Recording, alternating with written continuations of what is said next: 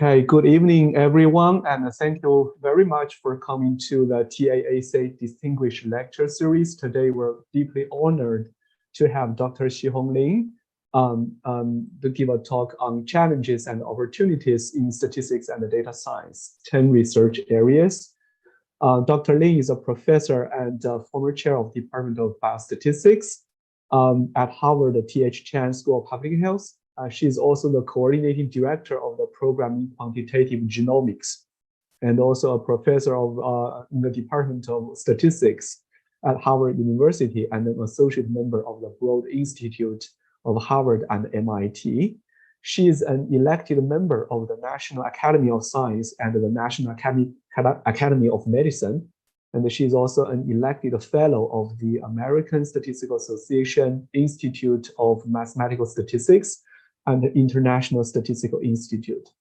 Among the numerous prestigious awards that she received, she's a recipient of the 2002 Spiegelman Award from the American Public Health Association, the 2006 COPS President's Award, the 2017 COPS F.N. David Award, the 2008 Janet L. Norwood Award for Outstanding Achievement of a Woman in Statistics, the 2022 National Institute of Statistical Science Jerome Sachs Award for Outstanding Cross-Disciplinary Research, and the 2022 Marvin Zelen Leadership Award. So her research interest lies in the development and application of scalable statistical and machine learning methods for the analysis of massive data from the genome, exposome, and the phenome, including big and complex genetic and genomic, epidemiological, and health data. Let's welcome Dr. Xihong Lin. And thank you very much, Han, and also for TAAC for inviting me. And it's a great pleasure to be here to share with some of the thoughts and about the statistics and data science. So let me give you a little bit background of where the title come from. And this was based on an invited article by Xiaoli Meng, who's the chief editor of Harvard Data Science Review. So this was written together with a colleague of Ximing He at University of Michigan. He recently moved to the Washington University as the chair of the stat department. And so this article also has multiple discussions, and also we provided a rejoinder.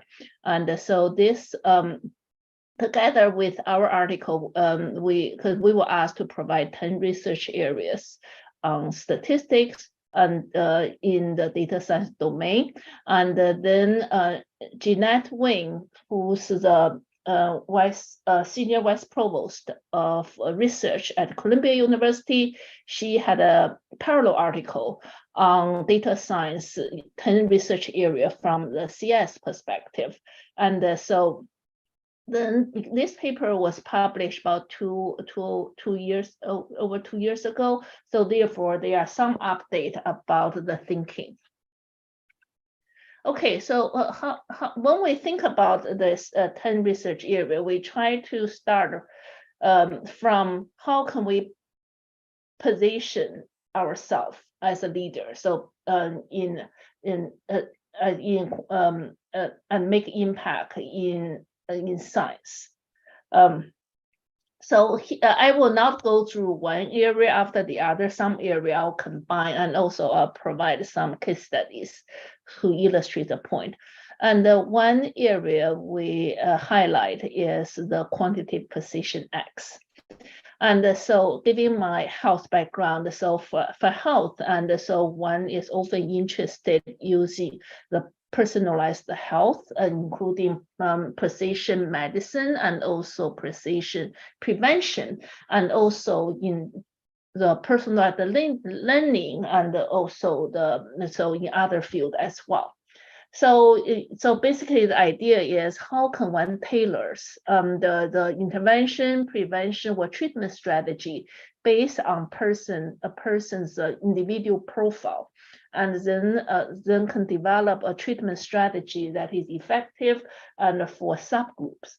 And in order to do this, generally one will need to integrate different type of data. And so in my field, that will include like genetics, genomics data, demographic variables, lifestyle, and historical data to develop a personalized treatment strategy.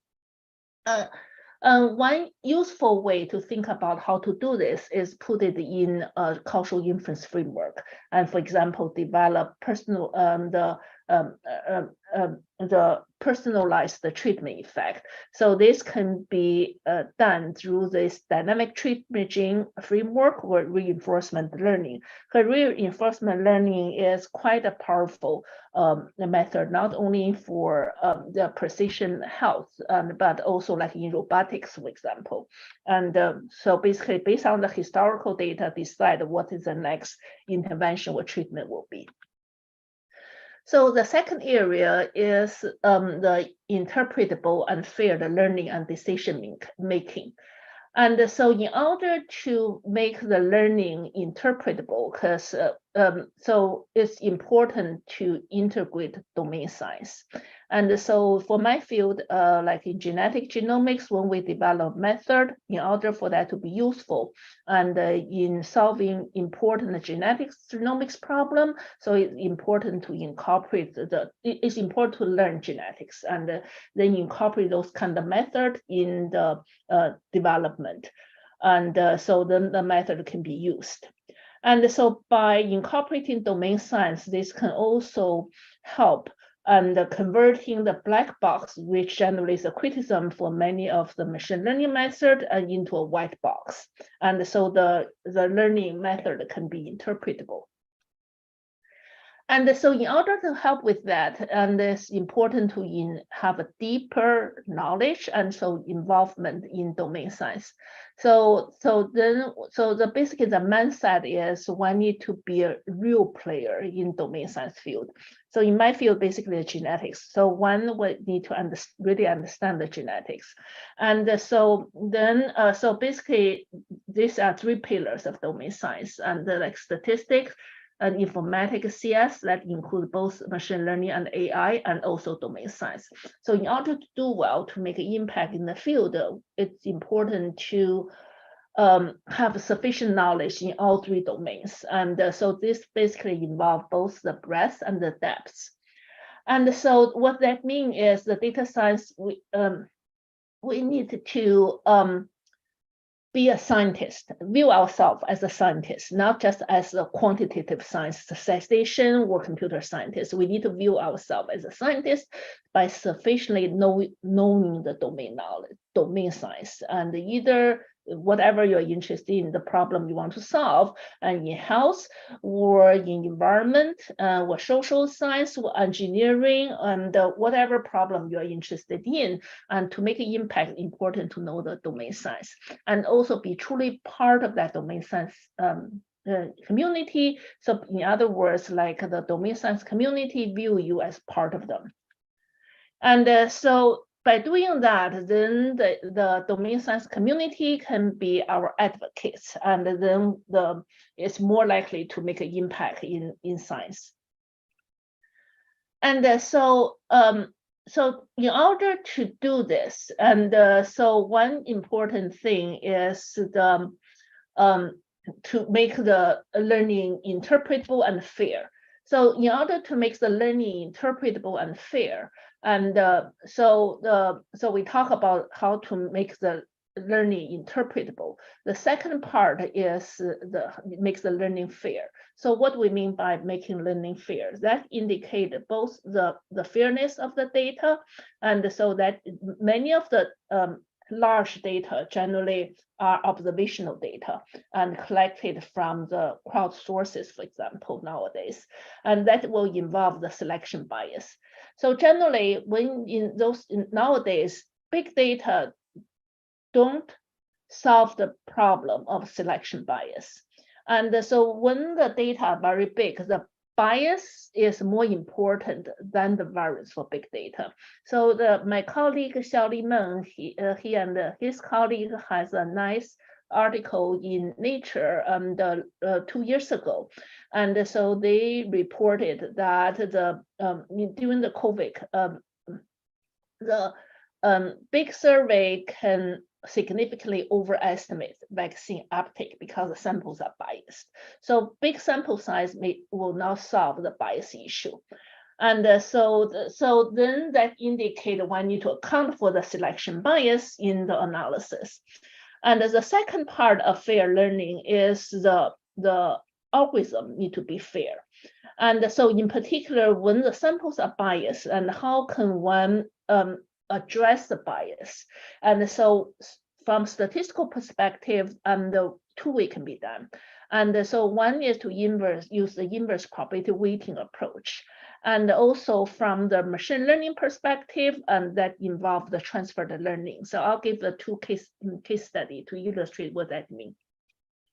And so the first case study is about the bias for big sample. Is so during the COVID, I collaborated with a colleague at Broad Institute, Feng Zhang. I think many of you probably know him. Feng is well-known leader in CRISPR editing.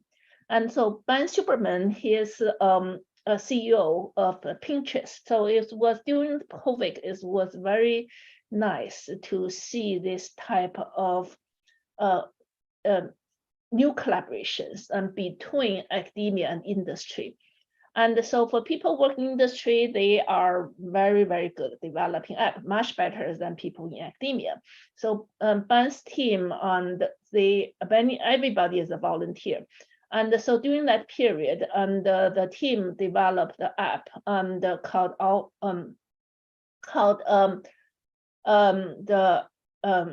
so we developed this the app and called How We Feel app.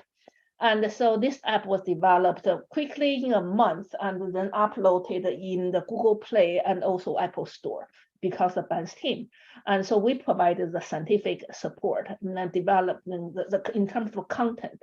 And this app was widely used and during that period and collecting information about the infection, about the behavior, about the testing result. And so it has over 750,000 users, over 15 million responses.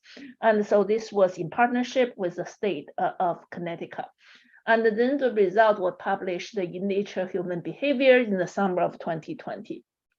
So during the spring of 2020, at that time, because the testing capacity was very low, and so therefore only the selected group were eligible for being tested. So for example, the elderly or healthcare worker or essential worker, they are more likely to be tested. And so therefore the sample was biased so for the people who were tested. And so in order to see what variables affect the infection, one need to take into account not everybody was tested. And so the people who were tested were more high-risk folks. And so therefore to do this, and we basically use this inverse probability weighting approach and to account for the selection bias of this large sample. You can see the sample size is huge, but it doesn't solve the bias issue. And by doing that, and one can find the significant health disparity, like Black, Hispanic were higher risk than white, and also healthcare worker and essential worker, they were at a higher risk of infection. So the second example of I give an example about transferred learning, why that is important. So I'll use a genetic example. So in the past 15 years, a large number genome-wide association study has been conducted. And however, 85% of those studies had been performed in Europeans among the white.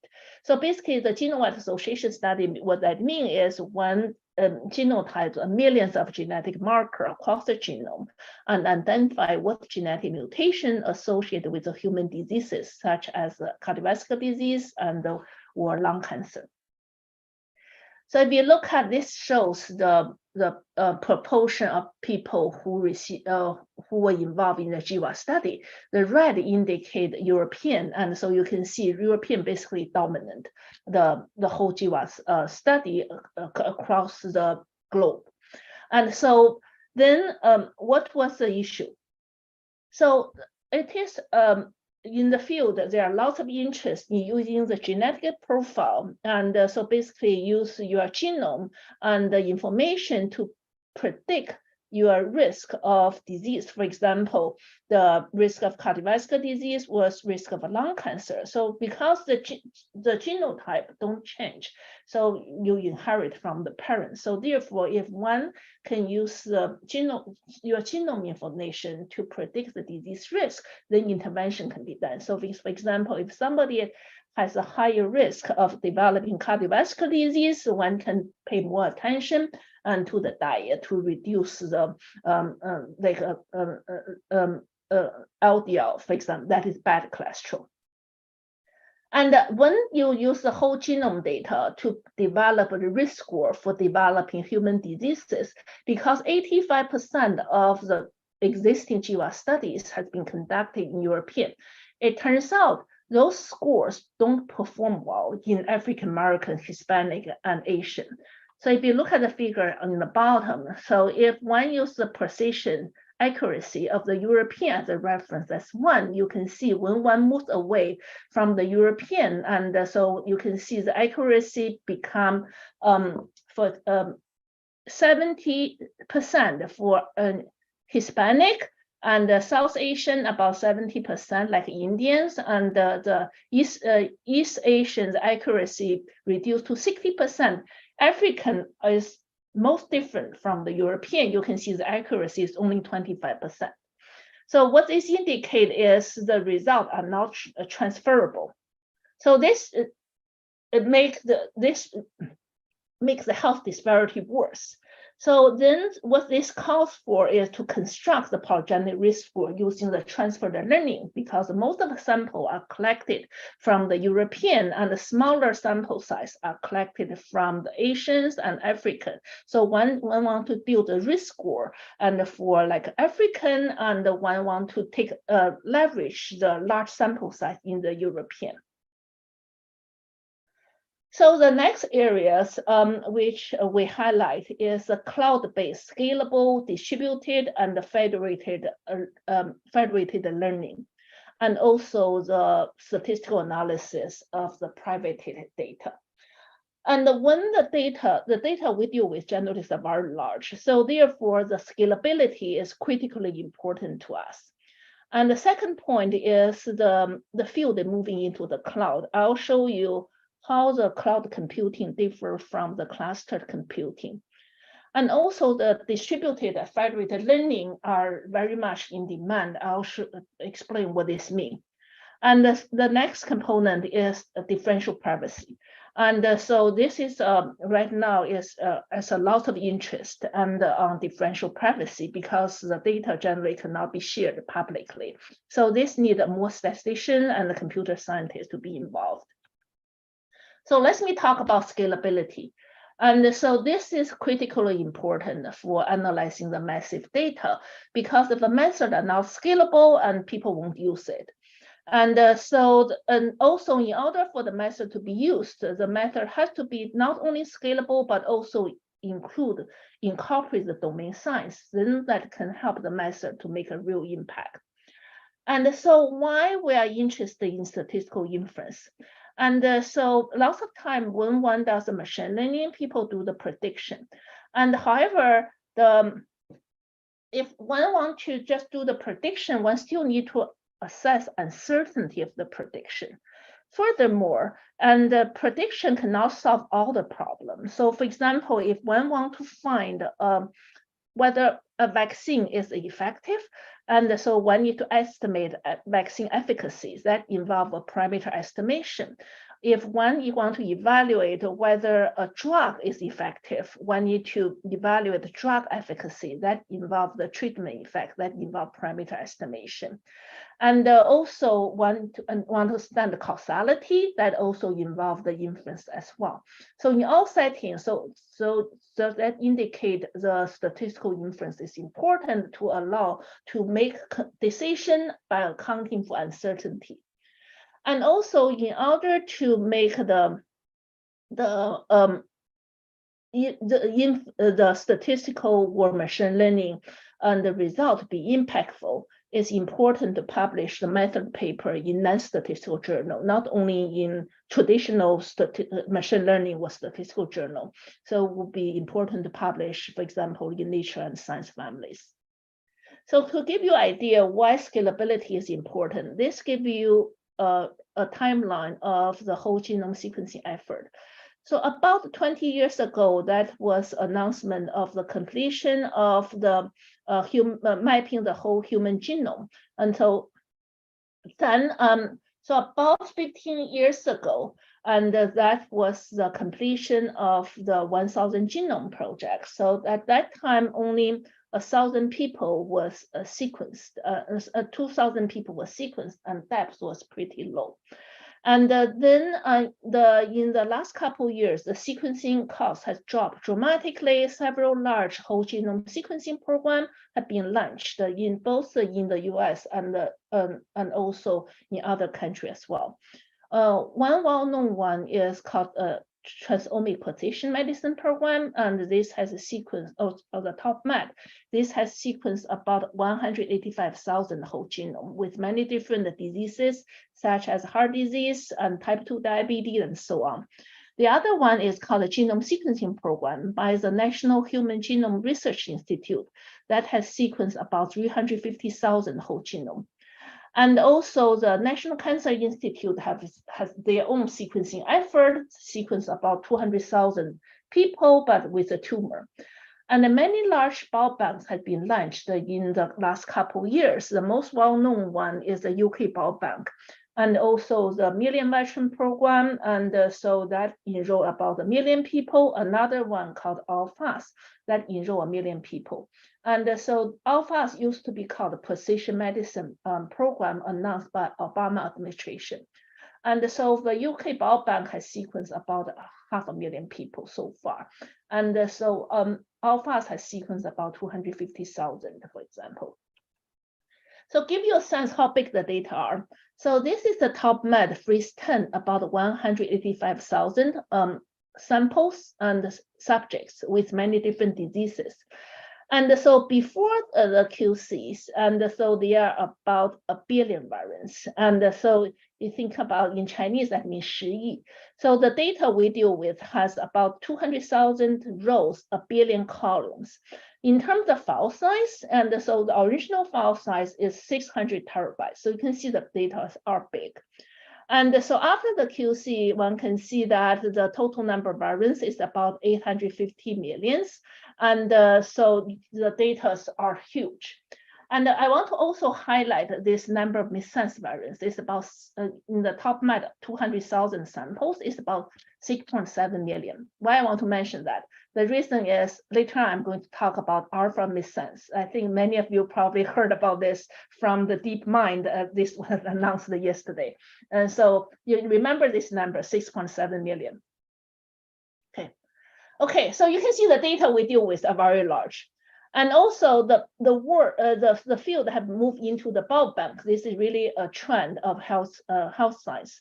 So in large biobanks, and this basically involve the genetics data and also electronic medical record, epidemiological data, imaging data, wearable devices. The idea is when one go to the hospital in the future, and so hospital record, patient hospital record will have the genetic information, and then when doctor pull out the patient file, then genetic information will pop up. Then that can help the doctor with the diagnosis and the treatment plan. And so in the UK Biobank is 500,000 people. And so by the end of this year, and then the whole genome data will be available. And the Million Veteran Program involve 1 million people, ALPHAS involve 1 million as well. So the goal of this is to develop precision health, including the prevention and treatment strategy.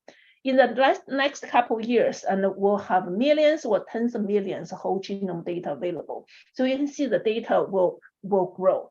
And so totally across the human genome, there are about 9 billion variants, 90 亿. And so when we sequence more and more people, more and more variants will be observed in the human. And so why I want to do biobank? The reason is this is a one stone hit multiple bird. And so traditionally, one look at one particular disease, for example, cardiovascular disease, and then sequence, say, the 100,000 people, and then look at their genotype information, comparing people with a cardiovascular disease with people with no cardiovascular disease. So sequencing is expensive.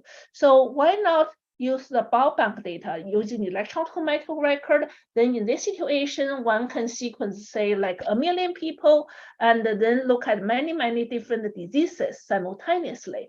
And so this will be much more cost effective. So that's why the field moving into the biobank. And the electronic medical record are rich, but also very messy.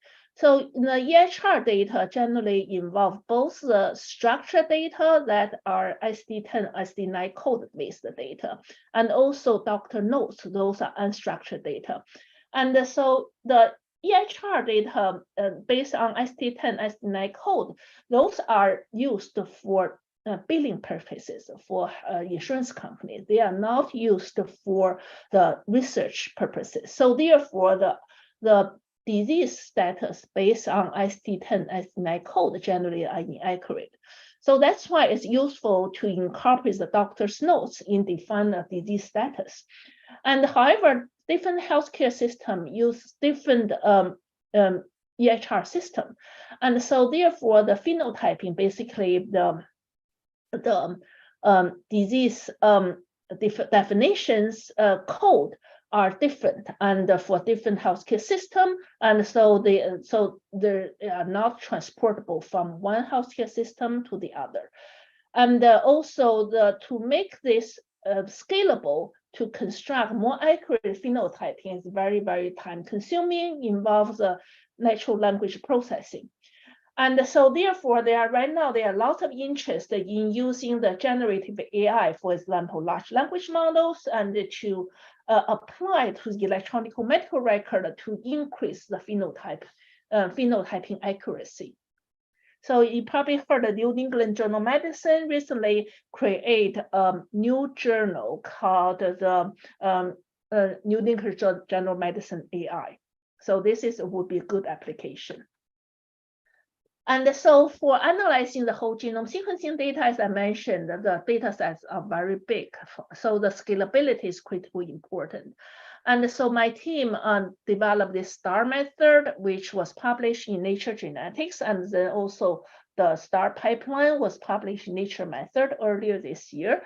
And so you can see if one performed like gene-centric analysis, totally about 20,000 genes across the genome, it took 1 hour with 100 CPUs, and do the genetic region analysis took 1 day. So it's good to see it is scalable for this type of large data.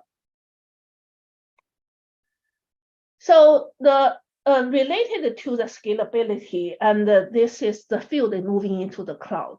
And so this building the cloud-based ecosystem and also computing and the learnings, and these are the trends. So it's important to join the force. So why cloud? So what is the traditional way doing the computing? The traditional way doing the computing is based on the research computing high performance cluster.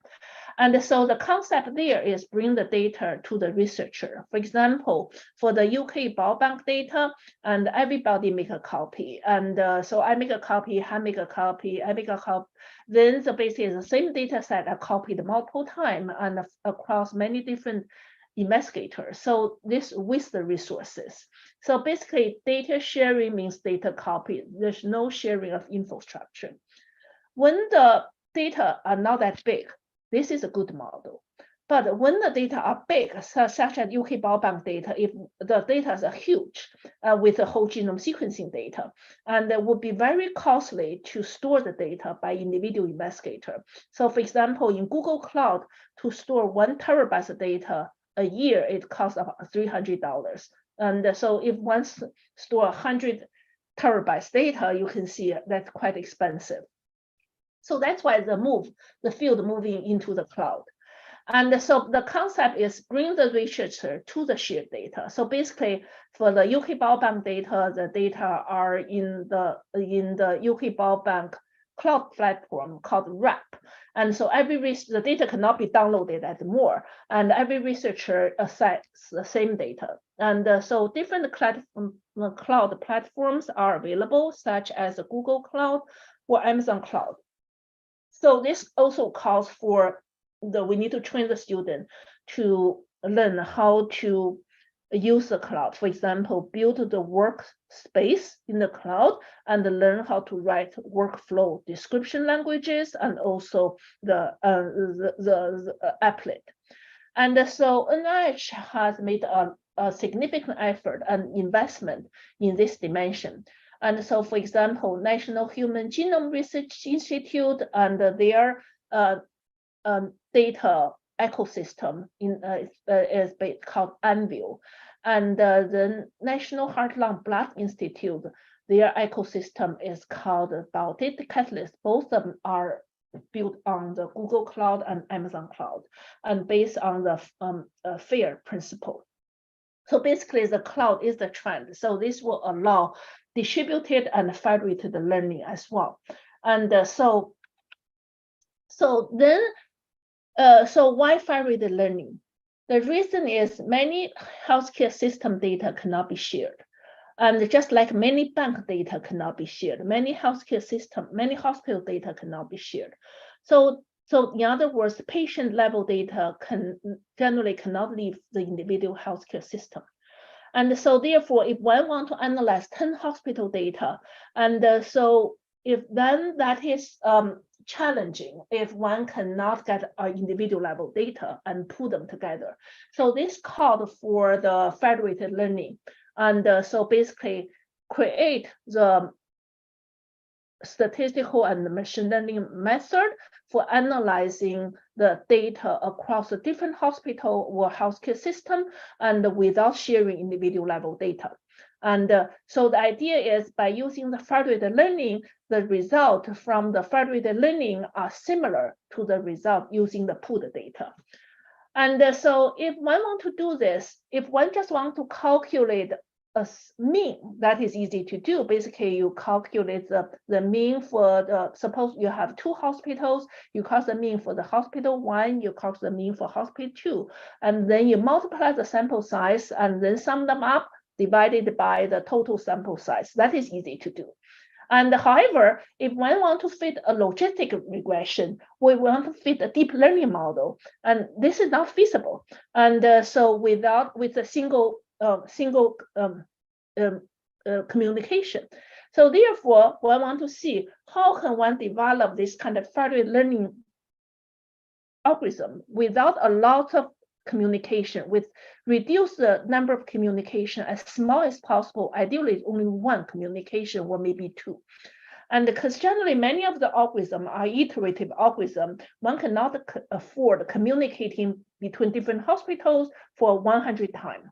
So therefore, a key for federated learning is to make the results similar to the pooled data and also reduce the number of communication as small as possible. And so another area we emphasized in that article was the importance of study design and also statistical and computational learning for reproducibility and replicability. So for those of you who have done statistical analysis, and so one can know that the p-value is important. And if the p-value is less than 0.05, and people are happy, and the paper can be published in good journals. And so p-value is greater than 0.5, and so game is over, try again. And so this is a classical emotion about the p-value. And so New England Journal of Medicine published an article about the p-value, and also used a couple years ago under their new policy. And so then there are lots of discussions about whether the p-value should be abandoned. And so the clinical trial, for example, approved by FDA generally is based on the p-value criteria as well. So, why want to move?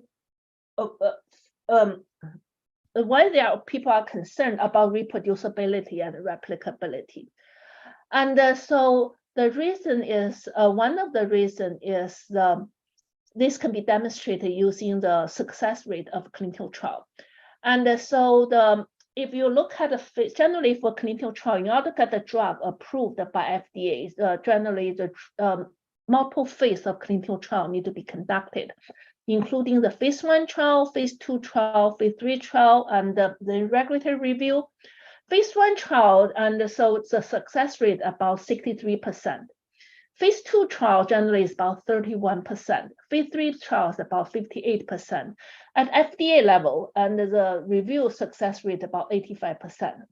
So if you multiply those percentages, you got about 10%. So you can see for among the 100 clinical trials run, and so only 10% of the trials are successful. So that's why the drugs are expensive, because many clinical trials run by a pharmaceutical company fails. And so that means the result in phase 1 cannot be replicated in phase 2, cannot be replicated in phase 3 with a high chance. So that's why the pharma companies want to see how can improve the success rate to make the result more replicable from one phase to the other. So what are the reasons of the failures in phase 2, phase 3 trials? So in this article, they showed that 50% of the failures, the reasons are really due to efficacy.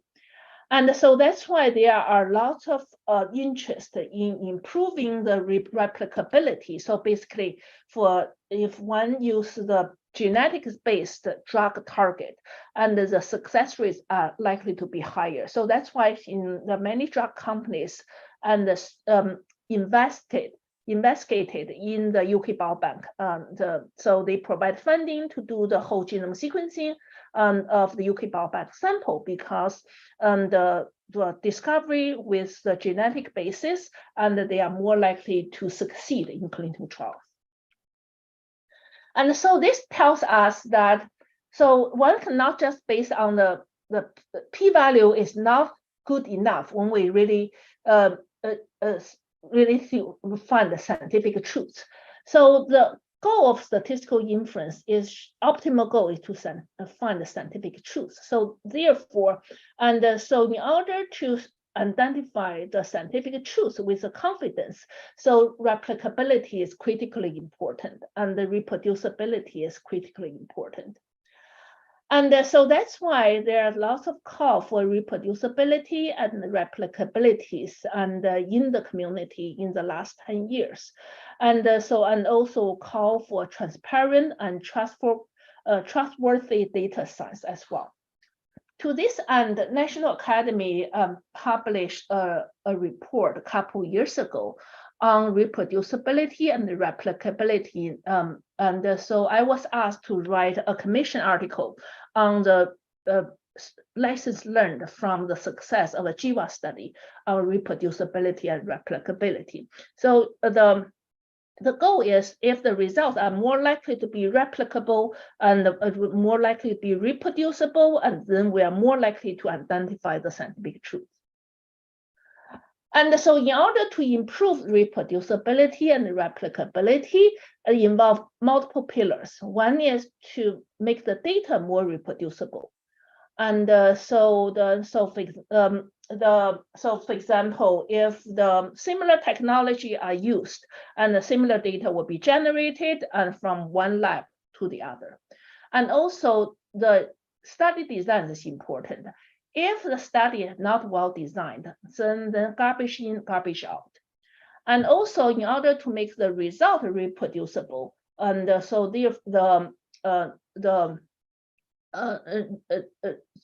tools and the code and need to be shared publicly. So a lot of journals now, for example, require, like Nature require the data and also the code to be uploaded. And to this end, so for example, the Docker will be a good thing to use and to allow the code to function in different platforms. And also the multiple NIH ecosystems, such as NView about data catalyst, make those data available in the cloud environment, and this will also help with the reproducibility as well. So another two areas we mentioned in this article are the causal inference and also integrative analysis of different type of data and different sources of data. Why causal inference is important? The reason is nowadays a lot of data are big, but they are all many observational data. For example, A/B experiment, and many of those are from many of them are from observational study. And so the big data, as I mentioned, that they have problems, and so, for example, they are the data can be biased, and as I showed you in the COVID-19 example, and also like so in the traditional causal inference framework assumes observations are independent, but this may not hold in some application. So, for example, for COVID-19 data, because the subject individuals, they generally have a connection, they interact with each other, and also so therefore their responses or exposure status are related. And so the traditional assumption about independence and do not hold anymore in infectious diseases. And also because of a social network, and then the outcome may not be independent either. And so therefore, one need to address this type of problem when one develops causal inference framework for the network data. And also, besides this kind of causal inference about overall treatment effects. So for example, if the treatment may be effective for one subgroup, but may not be effective for another subgroup. And so basically one size may not fit all. So therefore, there are lots of interest in the community on estimating individualized treatment effects. So basically, and then find out what treatment will be best for me.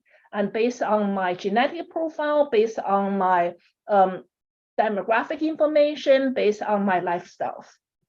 And to do this, reinforcement learning is a good strategy to help with the individualized treatment. Basically, look at the history of this person's profile to identify what will be the best treatment. So this is similar to like in the cloud, when one look at, for example, you buy book in Amazon, you buy SAT book, and then the Amazon will think you have high school students at home. They will recommend as ACT book.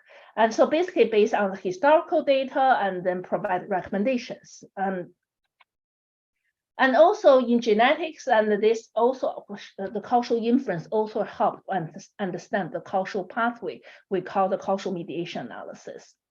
So to this end, so this is one example. Suppose the SNP is basically genetic markers.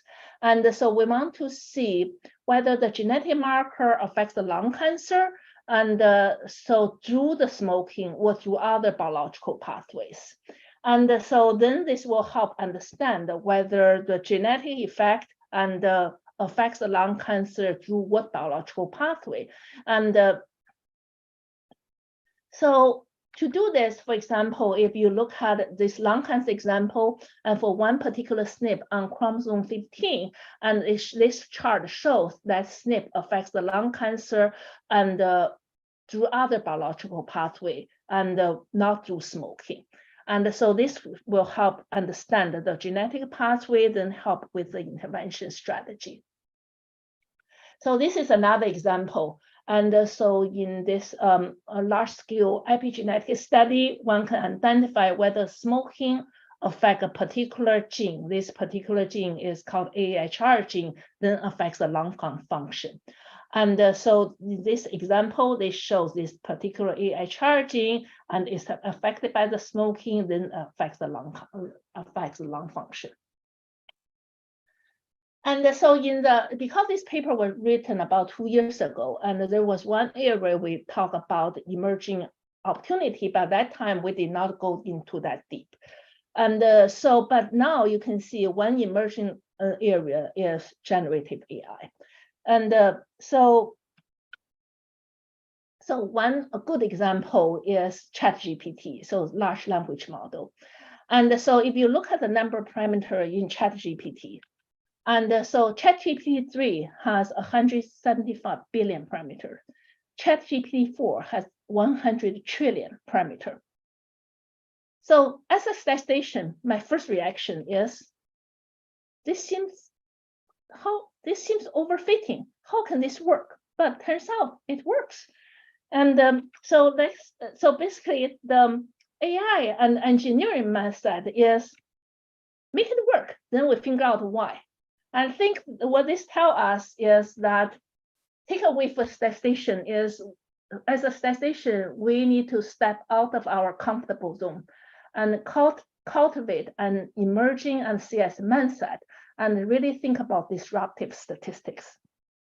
So to this end, I want to mention this particular paper. And so the foundational AI is important from theoretical perspective to really understand why things work. And so Mark Salke is a new assistant professor who just joined our department in stat department. I have a 2 appointment as in both stat and stat, so he joined a stat department. And so he has this very nice article. And so, because remember, like the question we have generally for this type of deep learning models and or this kind of generative AI model is so many parameters, the number of parameters much bigger than the sample number of samples. How can this work? So in this article, they point out a puzzling phenomenon in deep learning is the models are trained with many more parameters than what this classical theory would suggest.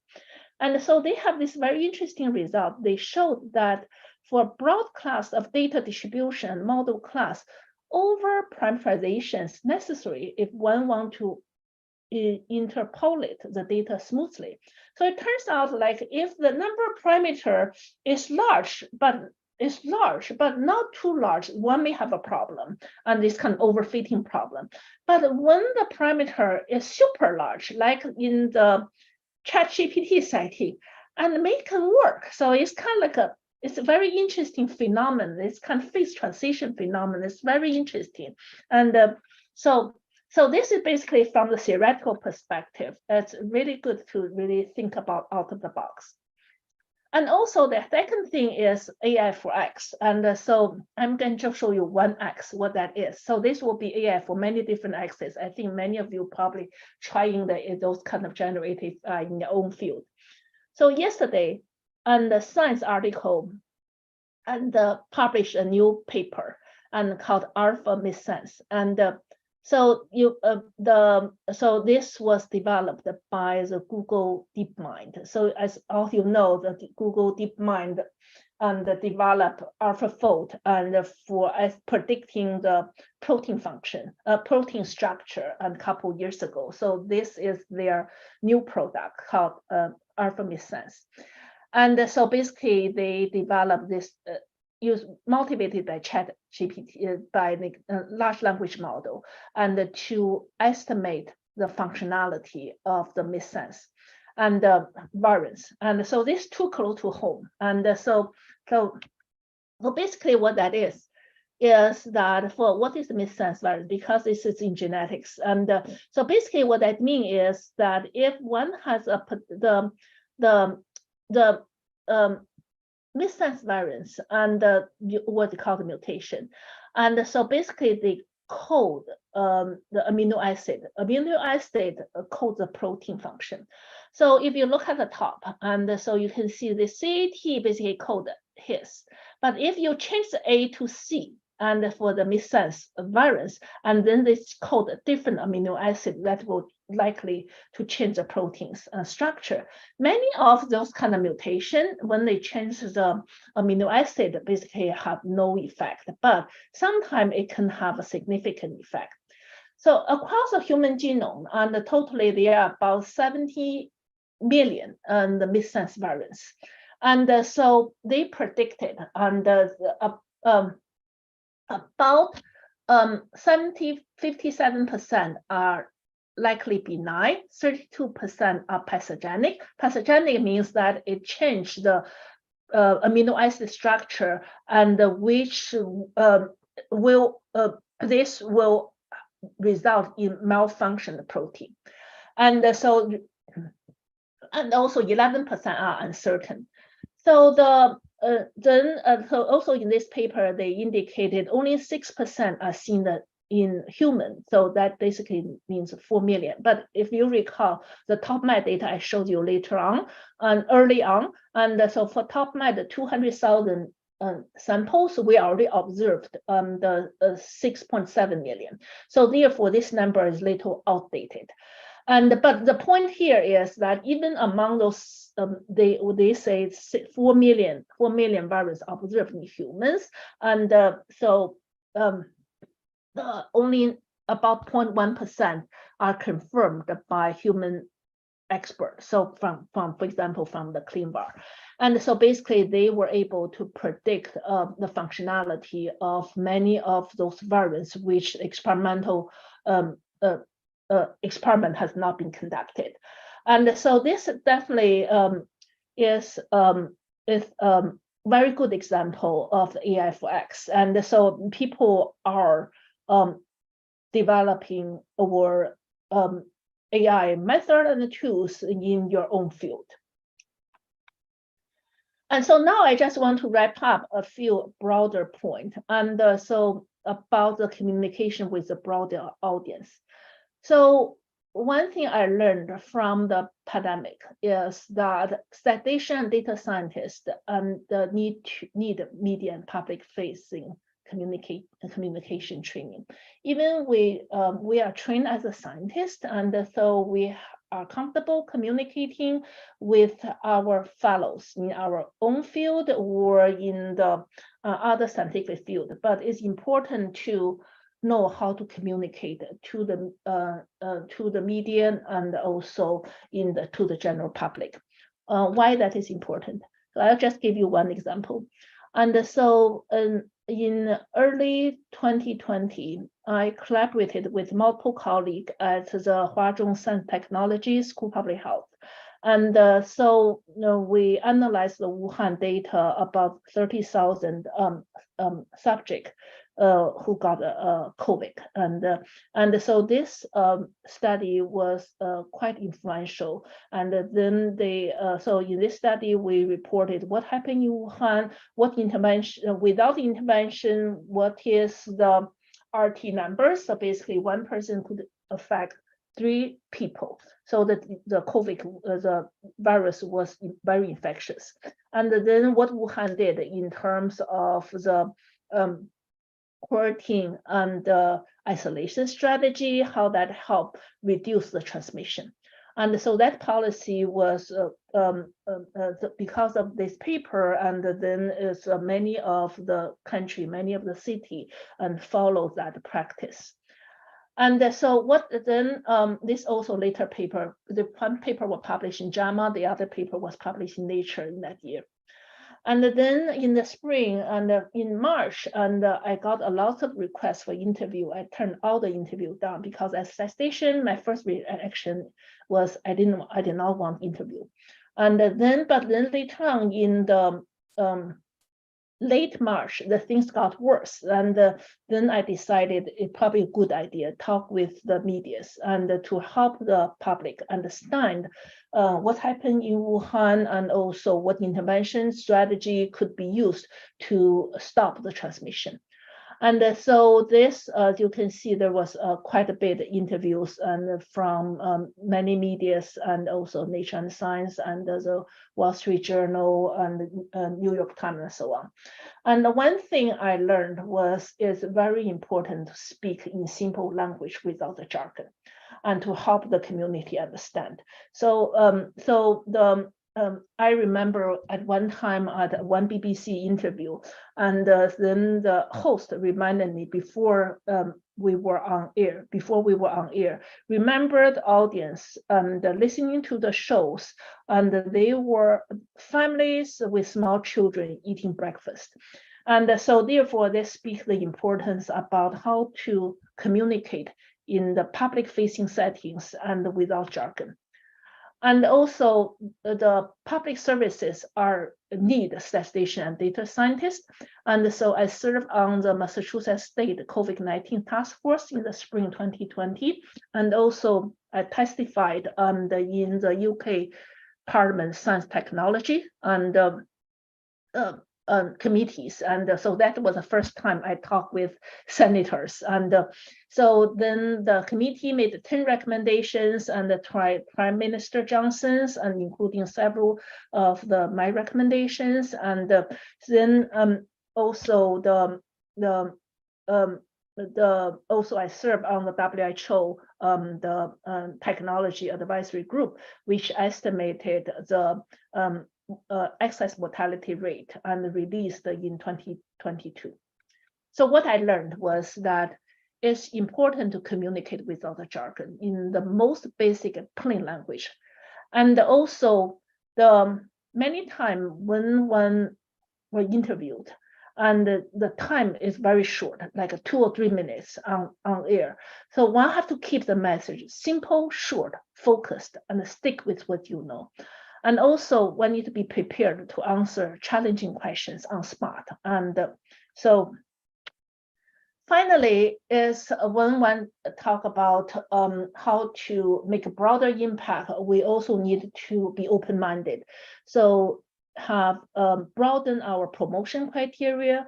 And so for example, in statistics or computer science department, value the impactful method and applied publication outside of a traditional outlet. And so for example, like in my field, like nature genetics. And also important to think about how to do community building. And so one time we had the CS Dean of CMU speak a couple years ago. And so one point he made was that why CMU people can work together, because they work together, try to identify, solve big problem. I think this is very good advice, and to build a community, to leverage expertise and identify, solve big problem. And also we need to train our students and in this line of thinking and think about how to identify problem, how to formulate the problem, how to solve the problem. I'll stop here. Okay, thank you so much, Dr. Lin, for the very inspiring talk today. And now we have time open for questions.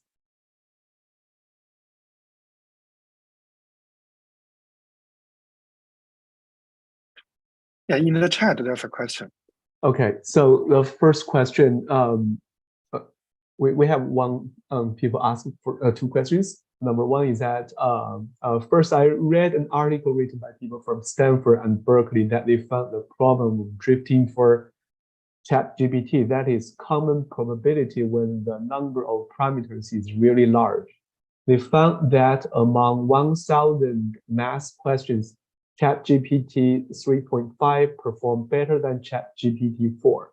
How should we see this evidence?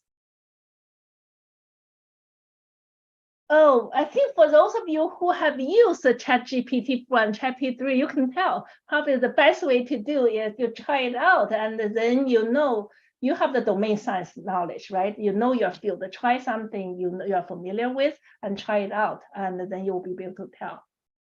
That probably the first-hand experience is probably most useful.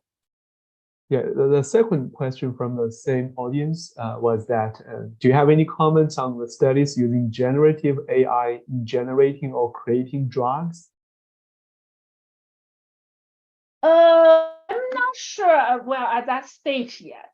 And so I think that, but I think this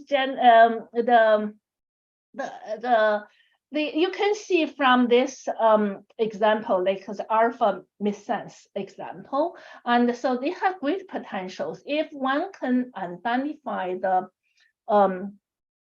function, the pathogenic variants. Basically, those are the variants which code amino acid which can result with malfunctioning protein, and then that will be able to identify what potential proteins and that could be associated with the human diseases. Drug target are proteins. So if we can see which protein are more likely to be associated with the diseases, and then that's more likely to identify the drug target. Okay, thank you.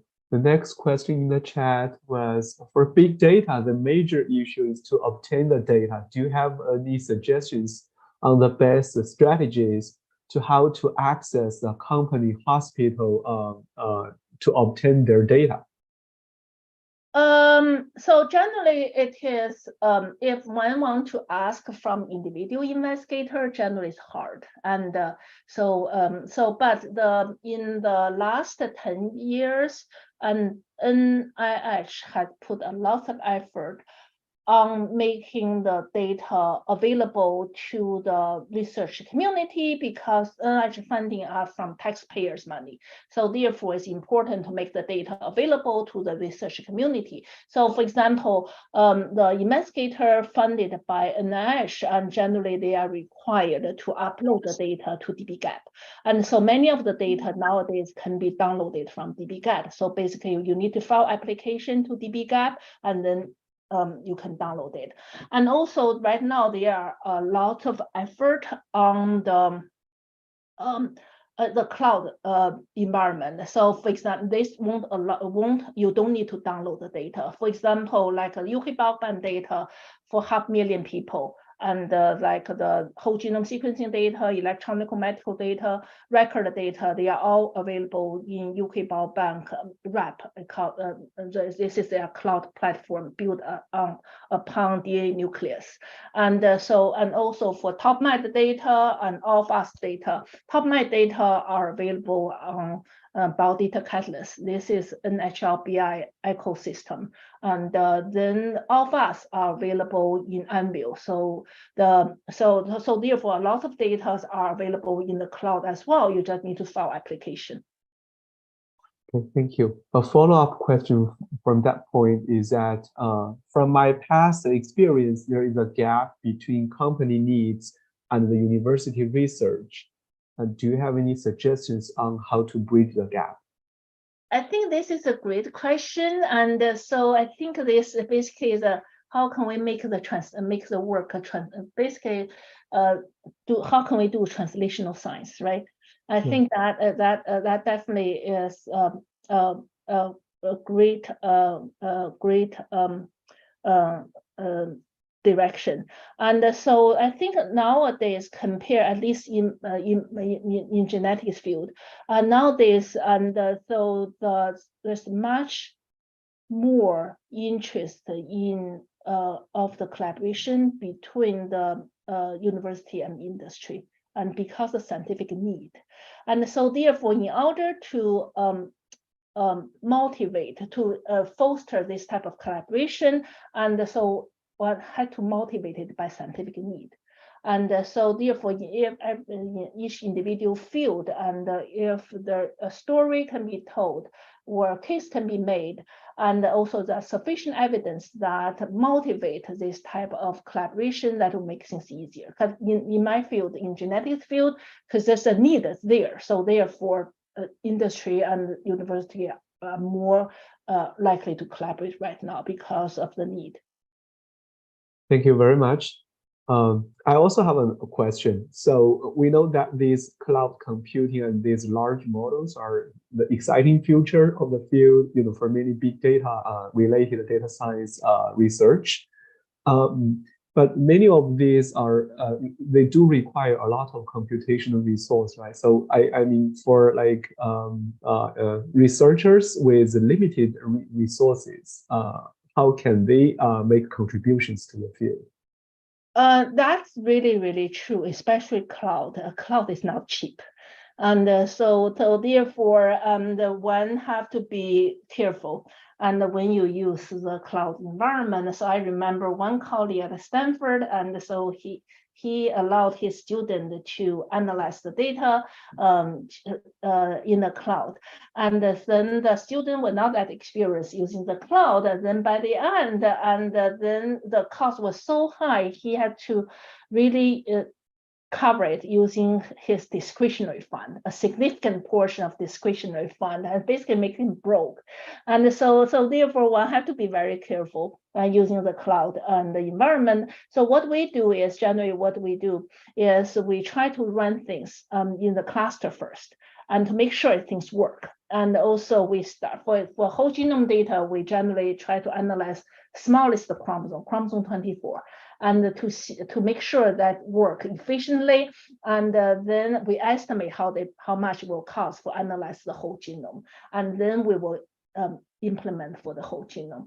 And so therefore there are multiple ways, and one can try and to reduce the cost, and also they also cost for more efficient algorithm like parallel algorithm and to make things more cost effective.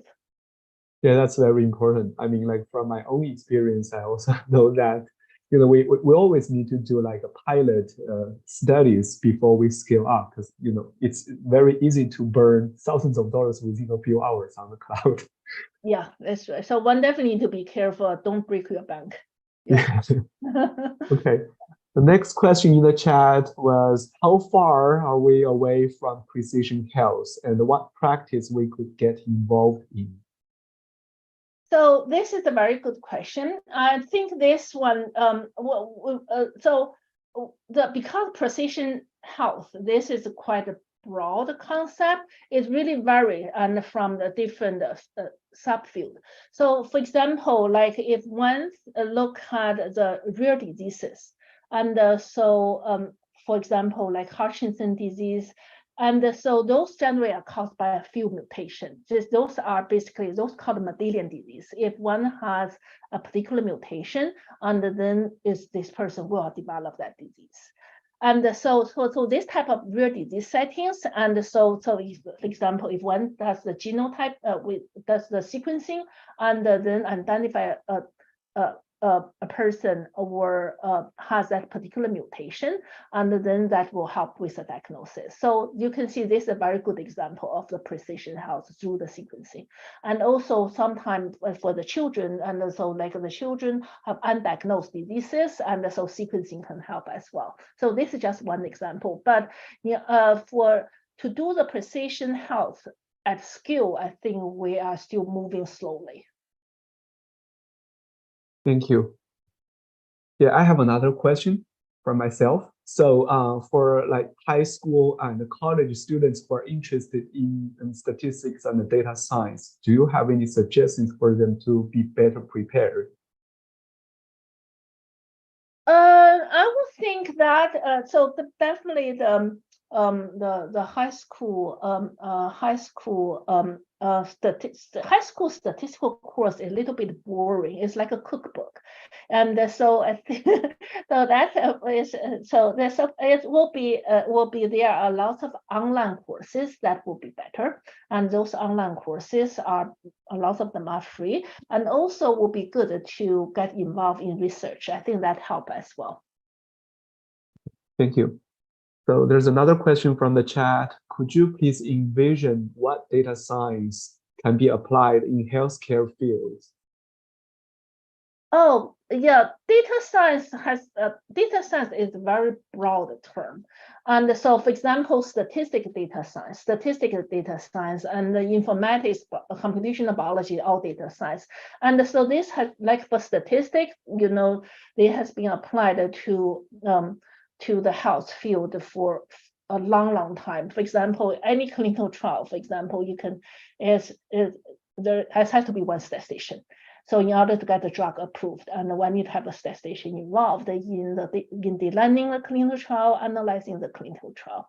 So this, but then because the data science have many different pillars, and so that also for informatics, and so the informatics have been has a shorter history than statistics, and so like computational biology, this has been developed in the last 20 years, and so this has really helped with understanding the genomics information related to human diseases. And so, but if one talk about AI, and data science also includes AI. If one talk about AI, this is much newer. And so therefore they is very, very much underdeveloped right now. But in the meantime, you can see there are lots of potentials as well. Thank you. Next question. In order to perform the precision health, what might be the ethical challenge when collecting data for training? This is a great question. I think that so therefore the consent is important. And so for example, like for many of the data set, not all the subjects' data can be used, and so patient need to sign the consent.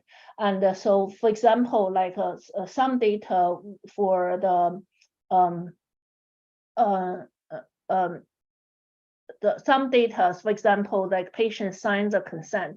For example, TopMed data, some patients sign the consent. The data can only be used for study cardiovascular disease, and so that data we cannot use to study other diseases such as type 2 diabetes. And also, I think, like for example, one project like a genome sequencing program data, and involve also involve the Alzheimer's disease, and so the data can only be used for studying Alzheimer's disease. We cannot use the data for other purposes, and so therefore for ethical issues, one have to follow the consent for the patient consent. Thank you, Dr. Li. There's a relevant question in the chat as well. Could you please share some of your thoughts on the data privacy and the cybersecurity issue related to AI in healthcare? So the data privacy is critically important, and so that's why the many of the healthcare system data cannot be shared across the different across different healthcare system, and because to protect the patient privacy, and so for example, the data in the Brigham hospitals cannot be shared with the data in Mount Sinai. So that's why the federated learning is important, and then so how can we analyze the data and without sharing the individual level data, but makes the results similar to the pooled data. And also, so this also related to the differential privacy. So basically, the differential privacy data is that in order to avoid the data patient to be identified, so basically one add in the noise to the data, mask the data, and to avoid identification of the data. So therefore, there's a lot of interest right now in studying the differential privacy. You do the analysis using differentially private data by adding the noise. Yeah, these are indeed real challenges in the field, but I think on the other side, it's also opportunity for active research. Okay, maybe I will ask one last question from the chat. I know that there are several other questions going on, but what's a big difference of application of data science between academia and industry? Because the industry is very much goal driven. And so, for example, biopharm company, their goal is to develop new drug, right? And so, but academia, they are fundamental research, right? And so therefore that the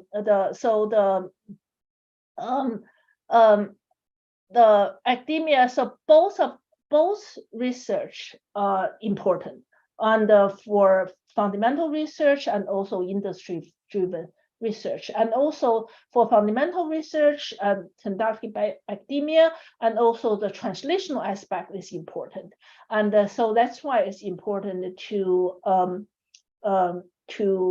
have collaboration between academia and industry.